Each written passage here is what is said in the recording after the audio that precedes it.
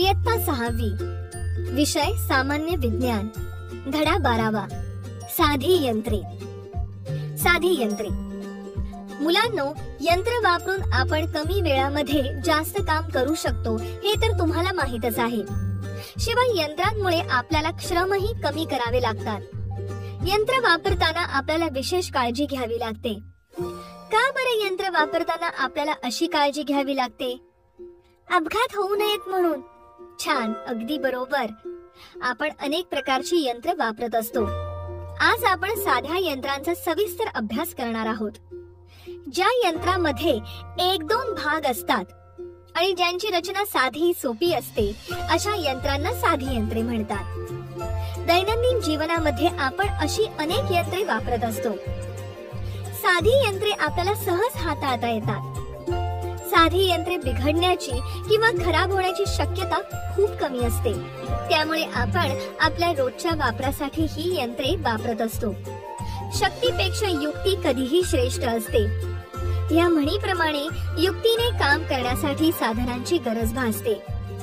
हे चित्र पहा. या चित्रांमध्ये काम पूर्ण करण्यासाठी वेगवेगळे साधनं दिली आहेत. आपण त्या साधनांची नावं आणि त्यांचा उपयोग काय असतो ते पाहूया. सांगा बरं, चित्रांमध्ये तुम्हाला काय काय दिसते? कपडे शिवतानाचे चित्र, वाळू घेऊन जाणारा माणूस, काचेच्या बाटलीचे झाकण उघडतानाचे चित्र, लाकूड तोडतानाचे चित्र, वजन उचलतानाचे चित्र, नखे कापतानाचे चित्र. अगदी बरोबर. तर आता या चित्रांवरून माझ्या काही प्रश्नांची उत्तरे द्या. कपडे शिवण्यासाठी आपण कोणत्या साधनांचा उपयोग करतो? सुईचा. छान. काचेच्या बाटलीचे झाकण उघडण्यासाठी कोणतं साधन वापरलं आहे? ओपनर. वजन उचलण्यासाठी कशाचा वापर केला आहे? दोराचा आणि चाकाचा. लाकूड तोडण्यासाठी कशाचा उपयोग केला आहे? कुऱ्हाडीचा. नख कापण्यासाठी कोणतं साधन वापरलं आहे? नेल कटर. अगदी बरोबर. या सर्व साधनांद्वारे आपल्याला कमी वेळेमध्ये काम पूर्ण करता येते. शिवाय जास्त श्रम करण्याची गरज नसते. आता तुम्ही सांगा, तुम्हाला माहित असलेल्या काही साध्या यंत्रांची नावे. बाई, स्क्रूड्रायव्हर, हातोडी, शार्पनर, थर्मस, पकड, कैची. ही सर्व साधी यंत्रेच आहेत. अगदी बरोबर. गुंतागुंतीची यंत्रे. आता पहा, ही काही वेगळ्या प्रकारची यंत्रे दिली आहेत. त्यांचा आपण नेहमीच वापर करत असतो. सांगा बरं, या यंत्रांचा आपल्याला कशा कशासाठी उपयोग होतो? मिक्सरचा उपयोग आपल्याला ज्यूस करण्यासाठी, खाद्यपदार्थ वाटून बारीक करण्यासाठी होतो. स्कूटरचा उपयोग प्रवास करण्यासाठी होतो. शिलाई मशीन कपडे शिवण्यासाठी उपयोगी पडते. चाकाची खुर्ची अपंग व्यक्तींसाठी खूप उपयोगी असते. सायकलचा उपयोग प्रवासासाठीही होतो. छान, अगदी बरोबर. या सर्व यंत्रांमुळे आपल्या श्रमात आणि वेळेतही खूप बचत होते. परंतु ही यंत्रे साध्या यंत्रांसारखी नाहीत. या यंत्रांमध्ये अनेक भाग असतात. एक काम पूर्ण करण्यासाठी या यंत्रामध्ये अनेक प्रक्रिया होत असतात. या यंत्रातील अनेक भाग एकमेकांना जोडलेले असतात. म्हणून या यंत्रांना गुंतागुंतीची यंत्रे म्हणतात. या यंत्रांचे भाग साध्या यंत्रांसारखेच असतात, परंतु त्यांची रचना अगदी कठीण किंवा गुंतागुंतीची असते. उदाहरणार्थ, ही शिलाई मशीन पहा. या मशीनचे कार्य सुरू असताना सुई आणि दोरा या दोघांच्याही भागाचे कार्य सुरू राहावे लागते. यातील एकही भाग खराब झाला तर त्या मशीनवर आपल्याला कपडे शिवता येणार नाही. तसेच तुम्ही सर्वांनी स्कूटर पाहिलीच आहे. कोणत्याही स्कूटरला त्याची चावी लावल्याशिवाय ते सुरू होऊ शकत नाही. तिला चाके असतात, ती कार्यक्षम असावी लागतात. तिला ब्रेक लावल्याशिवाय ती थांबू शकत नाही. म्हणजे यामध्येही कार्य पूर्ण होण्यासाठी दोन गोष्टींचा संबंध आहे. म्हणूनच ही यंत्रे गुंतागुंतीची यंत्रे आहेत.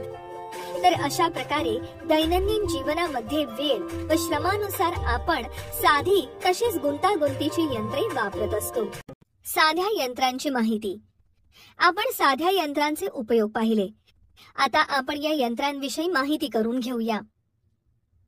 हे चित्र पहा. या चित्रामध्ये 2 मुले आहेत. त्यांना एक वजनदार पिंप ट्रक मध्ये चढवायचे आहे. सांगा बरं, कोणाला पिंप ट्रक मध्ये चढवायला हलके वाटले असेल? ब चित्रातील मुलाला की अ चित्रातील मुलाला? अ चित्रातील मुलाला. अगदी बरोबर, कारण त्याने वजन उचलण्यासाठी तिरपी टेकवलेली लांब फळी वापरली आहे. ही फळी तिरपी ठेवल्यामुळे आपल्याला वजन उचलायला सोपे जाते. तिरप्या फळीमुळे आपल्याला वजन चढवायला सोपे किंवा हलके वाटते. त्या फळीला उतरण असे म्हणतात. उतरणीचा चढाव जितका कमी असतो तितके वजन चढवायला सोपे जाते. जितका चढाव जास्त तितकेच वजन चढवायला अवघड जाते. उतरणीचा चढाव जितका जास्त असतो तितकीच उतरणीची लांबी कमी असते. डोंगरातील नागमोडी रस्ता, बागेतील घसरगुंडी हे देखील उतरणीचेच प्रकार आहेत. इतकेच काय तर स्क्रू हा देखील उतरणीचाच प्रकार आहे.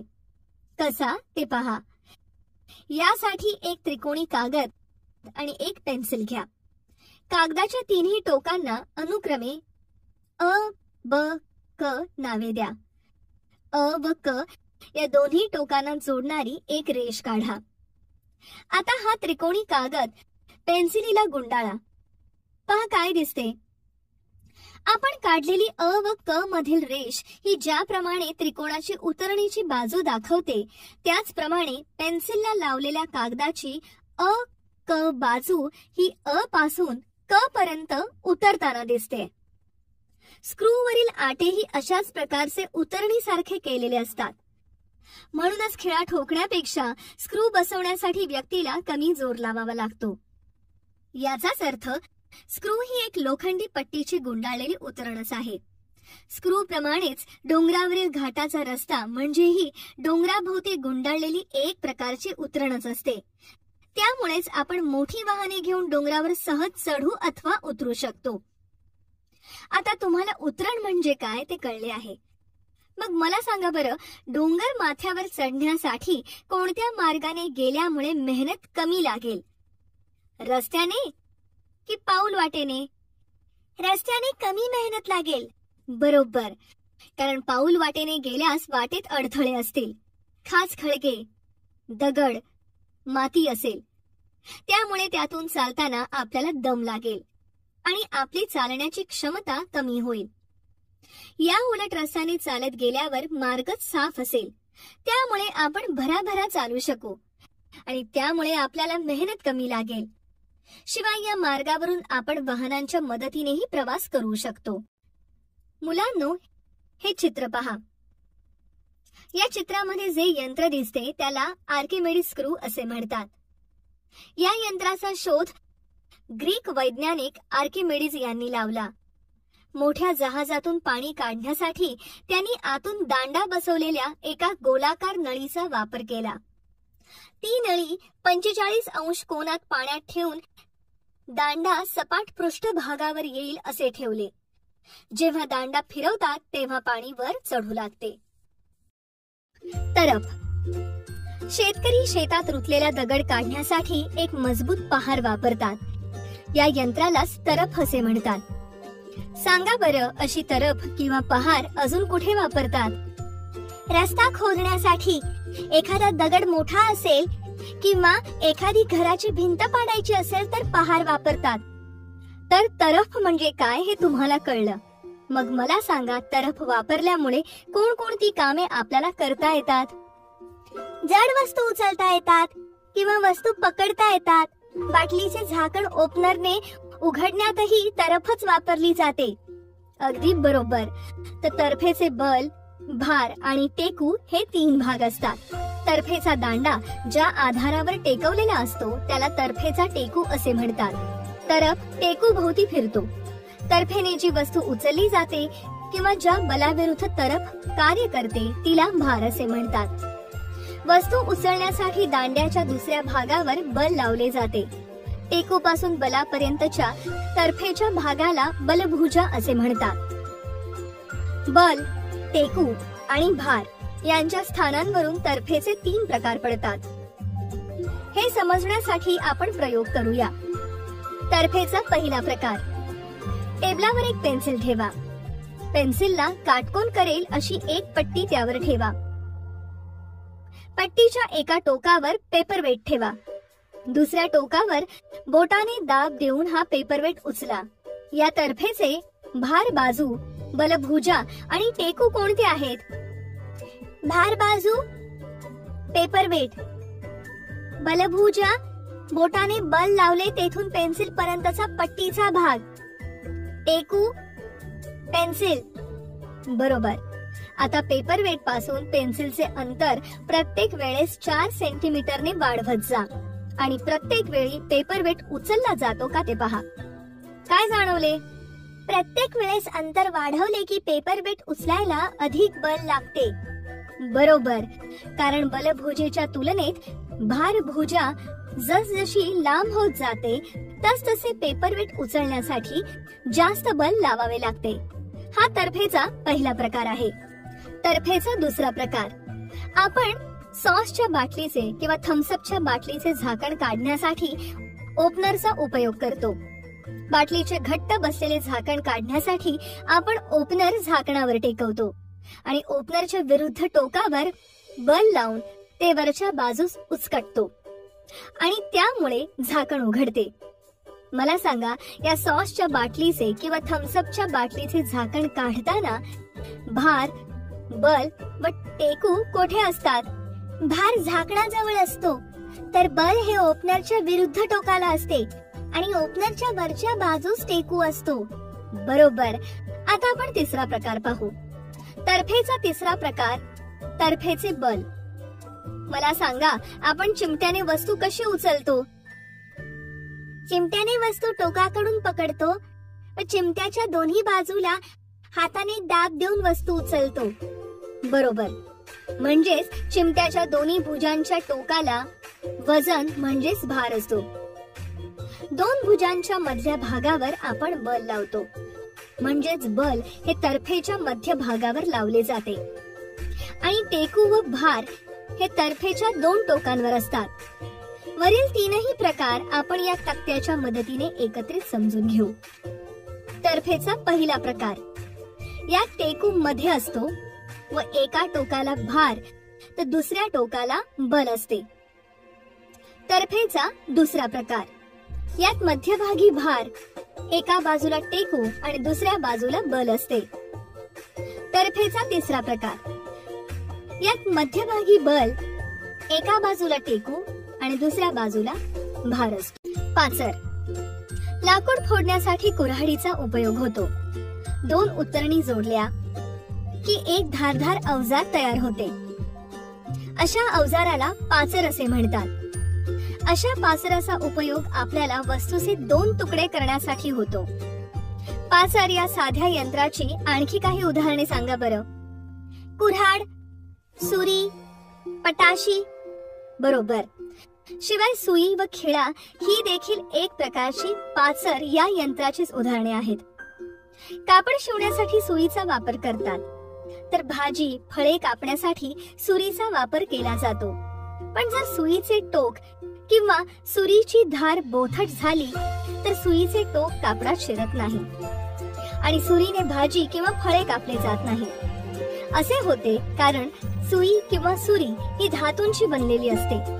सततच्या कामामुळे सुईच्या टोकाचे किंवा सुरीचे घर्षण होते, त्यामुळे सुई कापडात शिरत नाही आणि सुरीमुळे फळ कापले जात नाही. कप्पी. वजन उचलण्यासाठी खाच असलेले चाक आणि त्यातून टाकलेली दोरी अशी रचना असलेल्या साध्या यंत्राला कप्पी असे म्हणतात. हे समजण्यासाठी आपण एक प्रयोग करू. यासाठी पेन्सिल, चिकट पट्टी, दोऱ्याचे रिकामे रीळ, अर्धा मीटर जाड दोरा, दोरीला बांधता येईल असे वजन किंवा खोड रबर, खेळण्यातील रंगीत चिकण माती हे सर्व साहित्य घ्या. आता टेबलाच्या काठावरून पुढे येईल अशी पेन्सिल टेबलावर ठेवा. ती पेन्सिल चिकट पट्टीने टेबलावर पक्की चिकटवा. पेन्सिलच्या पुढच्या भागावर रीळ अडकवा. पेन्सिलच्या टोकावर रंगीत मातीचा गोळा बसवा. त्यामुळे रीळ निसटणार नाही. या रीळावरून एका बाजूला वजन असलेला जाड दोरा सोडा. आता पहा, या दोऱ्याचे मोकळे टोक खाली ओढले तर दोरीच्या दुसऱ्या टोकाला असलेले वजन वर उचलले जाते. या अशा रचनेलाच कप्पी असे म्हणतात. कप्पीची आणखी काही उदाहरणे सांगा बरं. बाई विहिरीतून पाणी काढण्यासाठी रहाट, मोठ वापरतात. तसेच जड वस्तू उचलण्यासाठी क्रेनचा उपयोग केला जातो. त्यातही अशीच कप्पी असते. बरोबर. चाक आणि आस. आकाश पाळणा सर्वांनीच पाहिला असेल. त्यामध्ये फिरण्याची मजाही तुम्ही घेतली असेल. आकाश पाळण्याचे मोठे चाक कसे फिरते हे तुम्हाला माहित आहे का? आकाश पाळण्याचे मोठे चाक मध्यभागी एका दांड्यावर बसवलेले असते. या दांड्याला आस असे म्हणतात. विजेच्या सहाय्याने आस फिरू लागला की त्यावर बसवलेले चाकही फिरते. बरोबर.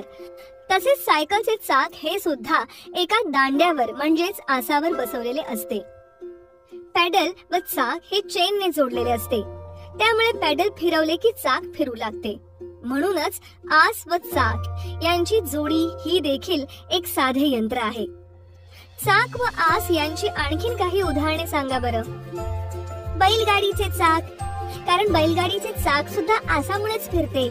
छान. यंत्रांची निगा. मुलांनो, आतापर्यंत आपण साध्या यंत्रांची माहिती घेतली. आता त्यांची निगा कशी राखावी याची माहिती आपण घेऊ.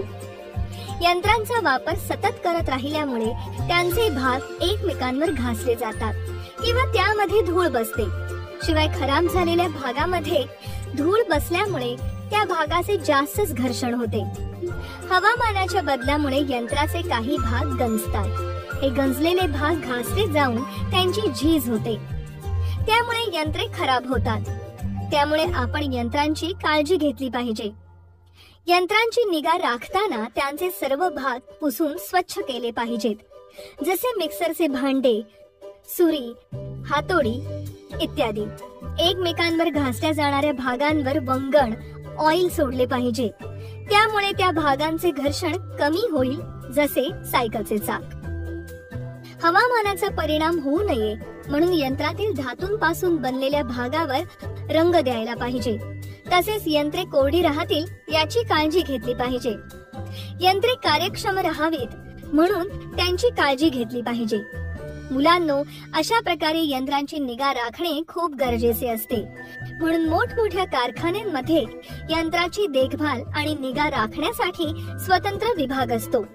ही देखभाल करण्यासाठी ठराविक कालावधीसाठी कारखाने बंद ठेवून तेथील यंत्रांची निगा राखली जाते.